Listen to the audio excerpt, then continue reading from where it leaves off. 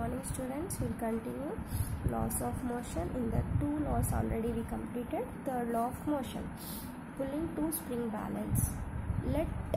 Take two spring balance of equal calibrations.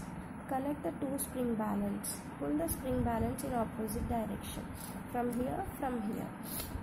According to third law of motion, when an object exerts a force on the other object, the second object also exerts a force on the first one, which is equal in magnitude but opposite in direction. The two opposing forces are known as action and reaction pair. Newton's third law explains what happens when one object exerts a force on other object. What Newton's third law is explaining, if on one object, if a force is acting, what happens to another object? If you are walking on the ground, at each step, you know that your feet exert some force on the ground. Are you thinking that the ground also exerts some force in the opposite direction on you? When you are walking on the ground, at each step, you will feel some force on the ground. So same earth also feels the same force or not?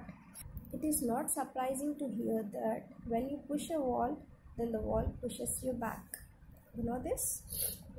If two objects interact, the force exerted on the object A on the object B is equal in magnitude and opposite in direction exerted by the object B on the object A.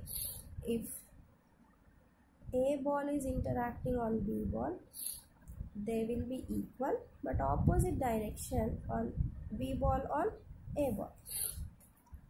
The negative sign indicates that reaction force is acting in a direction opposite to the force.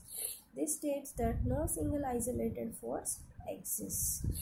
Newton's first and second laws of motion apply to a single body, whereas Newton's third law of motion applies to an interaction between the two bodies.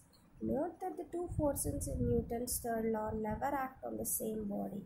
The action-reaction pair in Newton's third law always represents forces acting on two different bodies simultaneously. Let us consider the following examples. When birds fly, they push the air downwards with their wings, and the air pushes back the bird in opposite upward direction.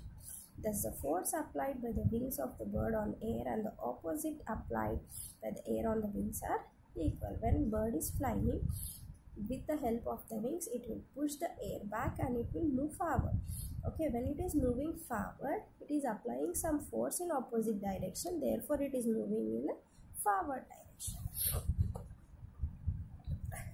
When a fish swims in water, the fish pushes the water back and water pushes the fish with equal force but is in opposite direction. The force applied by the water makes the fish to move forward. A rocket accelerates by expelling gas at high velocity. The reaction force of the gas on the rocket accelerates the rocket in a direction opposite direction. Okay. Balloon rocket. Inflate a balloon and press its neck with finger to prevent air escaping. Take one balloon, blow the air, press it tightly. Okay, hold the end of the thread and ask your friend to hold the other end of the thread. You keep one straw, in that one thread you keep. Okay, now open this neck. What will happen? Inflate a balloon and tie its neck. The air within the balloon exerts force on the walls of the balloon equally in all the directions. This is balanced by the elastic forces on the balloon. When you are unopening, the force is exerting on all the walls of the balloon. Okay. When you release the neck of a balloon to allow air to escape from the balloon, what happens? The balloon moves in the direction opposite to that of escaping air. The momentum of the balloon and air is zero. Begin with. When the air escapes with same velocity, the balloon moves in the opposite direction to balance the momentum of escaping air.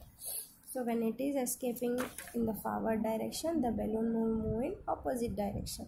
Means to balance the velocity, it is moving in opposite direction. Okay students, this is about third law of motion. Next we will continue with the next topic. Okay, thank you students.